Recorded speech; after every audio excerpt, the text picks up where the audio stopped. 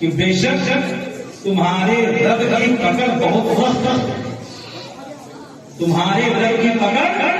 بہت سخت ہے۔ اس دنیا کے اندر آپ جو کچھ بھی کر رہے ہیں یا جو کچھ بھی کرنے والے ہیں، آپ کی ہر حرکت کو اللہ تبارک و تعالیٰ دیکھ رہا ہے۔ آپ کی ساری ایکٹیویٹی سب درج کی جا رہی ہے، سب لکھی جا رہی ہے۔ اب آپ آج اپنے گھر میں ہو رہے ہیں تو بھی آپ کی ساری حرکتیں لکھی جاتی تھی، اور آج آپ یہاں آئے ہیں تو آپ کا یہاں آنا بھی لکھا جائے گا، آپ کا یہاں آنا بھی لکھا جائے گا۔ تو قابل مبارکباد ہے آپ آج آپ یہاں آئے ہیں، ورنہ بہت سے ایسے لوگ ہیں جو ابھی بھی اپنے اپنے گھروں میں آرام کی نیند لے رہے ہیں، آرام کی نیند سو رہے ہیں، لیکن آپ خوش نصیب ہے کہ آپ کو اللہ تبارک و تعالیٰ نے یہ موقع میسر کیا کہ آپ یہاں تشریف لائیں۔ تو میرے بھائی خوب اطمینان سکون کے ساتھ بیٹھے، اور میری بات ہو یا میری بات جو لوگ بھی یہاں تشریف لائے، سب کی باتیں توجہ کے ساتھ سنیں اور اس پر عمل کرنے کی کوشش کریں۔ دنیا کی زندگی یہ بہت ہی مختصر زندگی ہے، یہ بہت ہی مختصر زندگی میرے بھائی۔ آج اور آپ اس بات کی فکر کیے بغیر ہم دنیا کی موج مستی میں ڈوبے جا رہے ہیں، ایسے شرک کے ساتھ زندگی کرتی جا رہی ہے۔ برادران محترم، یہ جلسہ سجایا گیا، جلسہ کس لیے سجایا گیا کہ علماء کرام کو بلایا جائے گا، علاقے کے تمام لوگ اکٹھا ہوں گے، انہیں کچھ اچھی باتیں بتائی جائیں گی، ان کی اصلاح کی جائے گی، انہیں اچھی بری باتیں بتا کر کے انہیں سیدھے راستے پر لانے کی کوشش کی جائے گی۔ یہ ایک مقصد ہے جلسہ کرا گیا، اس لیے جلسہ کرا گیا۔ اتنے روپے پیسے خرچ کیے جاتے ہیں صرف اس لیے تاکہ لوگوں کی اصلاح ہو، لوگوں کو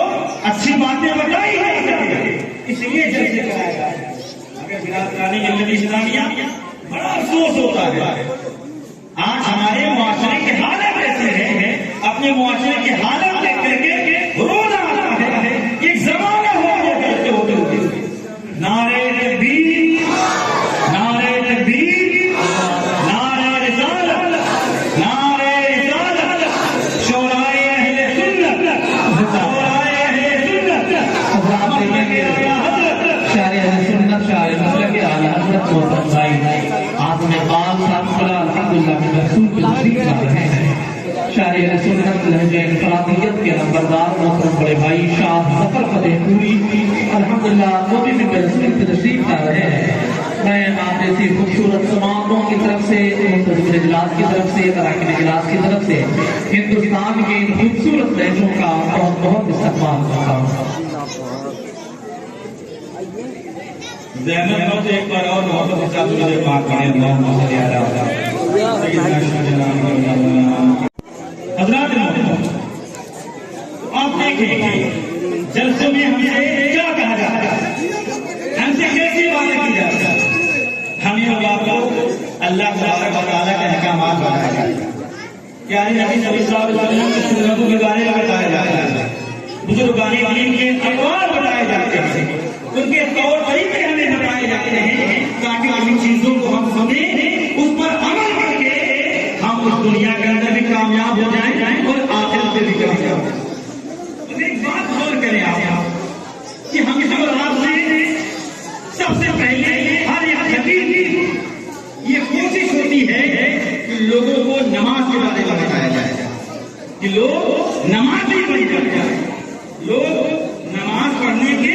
عادی ہو جائیں، ہماری مسجدیں آباد ہو جائیں۔ پھر آگے کہا جاتا ہے کہ آپ اپنے ماں باپ کا احترام کریے، ماں باپ کی عزت کریے، ان کے ساتھ حسن سلوک کریے، کیونکہ ماں باپ کو راضی کر لیں گے تو اللہ تبارک و تعالیٰ بھی آپ سے راضی ہو جائے گا۔ مگر برادران محترم ایک بات ہے، آپ ہر آدمی اپنے آپ کا حساب لگائے گا کہ آج اگر کوئی 20 سال کا ہے، کوئی 25 سال کا ہے، کوئی 40 کا ہے، کوئی 60 کا ہے، اور ہر آدمی اپنا اپنا حساب لگائے گا اور اپنے آپ کو سوچے کہ آخر بتائیے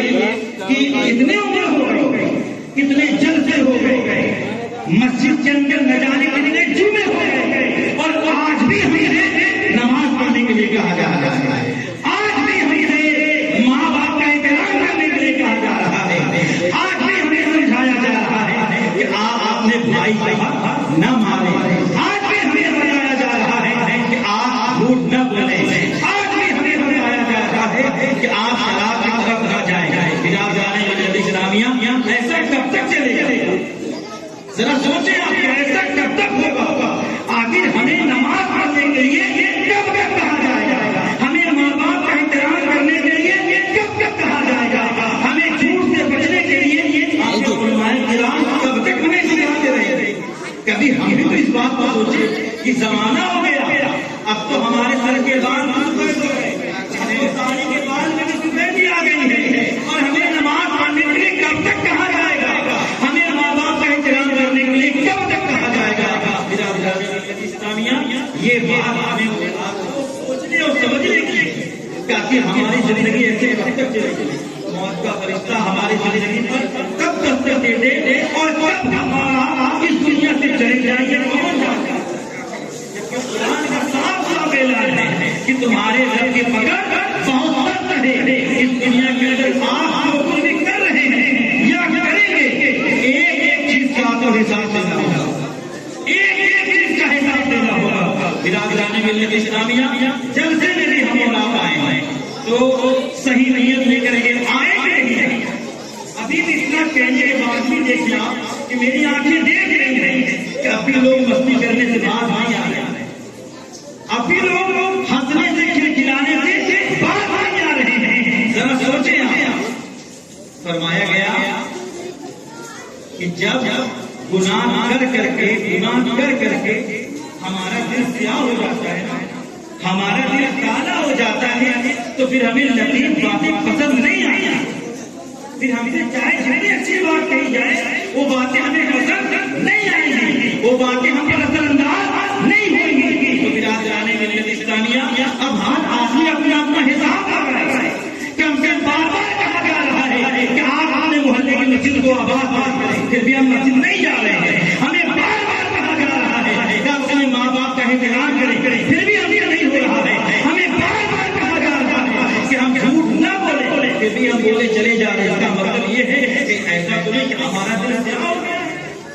ऐसा तो नहीं कि हमारा दिल काला हो गया जिसकी वजह से हम पर अच्छी बातें असरअंदाज नहीं हो रही है, जिसकी वजह से कोई अच्छी बातें हमारे दिल और दिमाग में नहीं उतर रही है। इस्लामिया ये अल्लाह के वली की बारगाह है, जिनके उर्स मुक़द्दस के मौके पर आज ही जलसा सजाया गया। आप इनकी बारगाह में आते हैं, यही आकर के अगर आप सीख लेते तो दुनिया और आखिरत में कामयाबी मिल जाती है। यही आकर के अगर कुछ सीख लेते, लेकिन हम यहाँ भी आते हैं तो अपना मतलब साधने के लिए आते हैं, यहाँ भी आते हैं तो अपनी जरूरत से आते हैं। कभी ये सोच करके नहीं आते क्या वहाँ चल करके वहाँ सीखने की जरूरत है, वहाँ समझ हासिल करने की जरूरत है, मगर ऐसा नहीं होगा। मेरे बड़ा अफसोस होता है माशरे की हालत देख करके। अभी आप देखिए जलसे में भी आए हैं, इतना बड़ा मजमा है, इतना बड़ा मजमा है, लेकिन आप इतने बड़े मजमे में आप देखिए कितने लोग ऐसे हैं कि जिनके सर से टोपी गायब है, कितने लोग ऐसे हैं जिनके सर से टोपी गायब है। अब जरा बताएं, ये बातें क्या मुझे बताने की, ये बात बताने के लायक है कि आप जब घर से चले तो आपको मालूम नहीं था कि हम जलसे में जा रहे हैं, अल्लाह के नबी की महफिल में जा रहे हैं। बिरादरानी मिल्लत इस्लामिया यही कि हम बात सुनना तो चाहते हैं लेकिन अमल करने के लिए तैयार नहीं। हमें मस्जिद में हर बंदे को आने में देर की तकरीर चाहिए, लेकिन वो तकरीर हम सुनते सिर्फ खुश होने के लिए, सिर्फ महसूस होने के लिए, बाहर आकर के तारीफ करने के लिए, लेकिन वो आने के हमसे क्या कहा, जब उसके बाद अमल करने की बारी आती है तो हम चार चार पीछे हटे आते हैं कि नहीं हमें इससे मतलब नहीं है। जैसा आप नहीं करेगा चंदे भी आप दिए होंगे, रुपये पैसे आपके खर्च हुए, लेकिन यहाँ नियत अक्सर बेशतर लोगों की बस यही है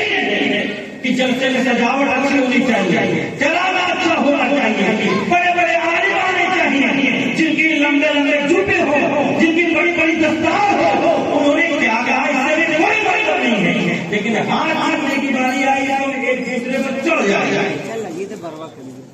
توحید ہوتی ہے یہ آپ کو سمجھ میں نہیں آتی ہے. ایک عالم یہی کھڑا ہو کر کے آپ سے کہے, یہی کھڑا ہو کر کے کوئی بات آپ سے کہے اور اگلے ہی دن اگر آپ اس بات اپنے ذہن سے نکال دیں گے تو ذرا اس کا کیا کیا فائدہ ہوگا اسی بات. برادرانی کی نشست میں میں کوئی بہت بڑا ملازم نہیں ہوں کہ جو آپ کے سامنے تقریر کروں, کچھ باتیں وہ بتانا چاہتا تھا آپ سے کہ میں آپ کا چھوٹا بھائی میری باتیں آپ سمجھ لیں میرے بھائی کہ جلسے میں آپ آئیں ایک نیت بنا کر کے آئیں, ارادہ بنا کر کے آئیں کہ یہاں کی جو باتیں ہمیں بتائی جائیں گی انشاءاللہ اس کا عمل کرنے کی کوشش کریں. تب تو جلسوں کا مقصد حاصل ہے, ورنہ ایسے جلسوں کا مقصد فوت ہو جاتا ہے, ختم ہو جاتا ہے, پھر ایسے جلسے کرانے کا کوئی فائدہ نہیں ہے. برادرانی کے لطیف نامی جو یہاں آیا ان کی تاریخ مجھے تو نہیں معلوم, شاید آپ میں کوئی جانتا ہو تو جانتا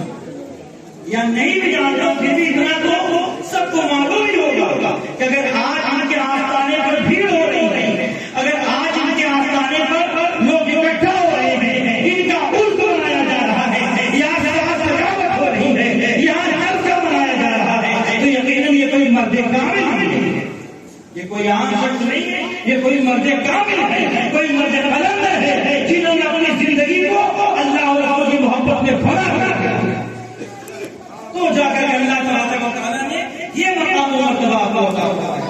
کہ جب یہ زمین کے اوپر تھے تب بھی لوگ اسے ذوق پر ذوق میں لے آتے تھے, اور آج جب آپ زمین کے نیچے آرام کرنا ہے تب بھی دیکھیں کتنے ہوگا جب کبھی یہاں پر بہت کتنا بڑا مجمع یہاں لگا. تو برادرانی کی اسلامیہ ہمیشہ اپنے ذہن میں اس بات کو رکھیں کہ اللہ تبارک و تعالیٰ نے زندگی دی ہے تو اللہ تبارک و تعالیٰ کے حکم سے ایک دن موت بھی آئے گی, ایک دن موت بھی آئے گی, اور جب موت کا فرشتہ ہماری زندگی میں دروازے پر دستک دے گا تو پھر یاد رکھیے پھر ہمیں اور آپ کو ہلنے ڈلنے کا بھی موقع نہیں ملے گا.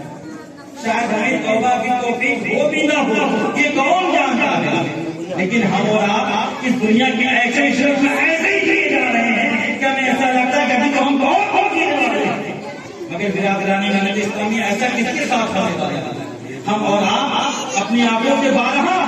نوجوانوں کا جنازہ دیکھتے ہیں جس کے بارے میں ہمیں معلوم ہوتا ہے اس نے بھی اپنی زندگی میں بہت سے خواب دیکھے تھے, بہت سے سپنے دیکھے تھے, اس کی بھی بہت سی تمنائیں جو ادھوری رہ گئی, مرنے کے ساتھ ہمارے سارے سپنے ادھورے رہ گئے. لیکن ہم اور آپ ابھی نہیں ڈرتے, قبرستان جاتے ہیں, قبرستان میں کھڑے ہوتے ہیں, نہ جانے کتنے موتوں کو ہم وہاں دفن کرتے ہیں. کبھی کبھی تو ایسا ہوتا ہے کہ ہم اور قبرستان جاتے ہیں, قبر کھودنے والا جب پھاوڑے مارتا ہے تو کبھی کبھی اندر سے ہڈیاں نکل آتا ہے, کبھی کبھی اندر سے ہڈیاں نکل آتی ہیں. ان ہڈیوں کو بھی ہم اور آپ دیکھتے ہیں, تھوڑی دیر کے ڈرتے ہیں, تھوڑی دیر کے لیے ڈرتے ہیں, لیکن جیسے وہاں سے واپس ہوتے پھر وہ ساری بات ہمارے ذہن سے نکل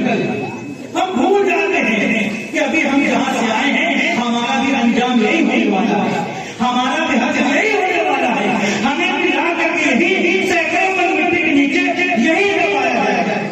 لیکن ہمیں اور آپ کو خیال نہیں رہتے, ہم تو دنیا کی عقیدے میں پھر سے مست ہو جاتے ہیں, پھر سے کھو جاتے ہیں. آج ایسا ہے ہم آئے ہیں,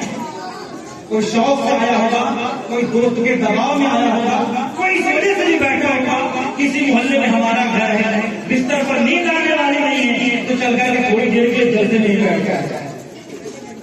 آپ کسی بھی نیت کے ساتھ یہاں بیٹھے,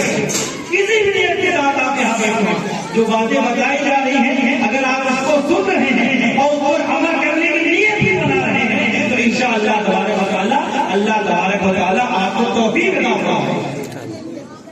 اتنا بڑا مجمع ہے, کتنا اچھا لگا, کہنے والے ہمیں وہاں کو کہہ دیں لیکن جلسہ ہوا نعرہ لگایا جائے گا, اچھی اچھی نعت شریف پڑھی جائے گی, نسبت کے ساتھ پائی جائے گا.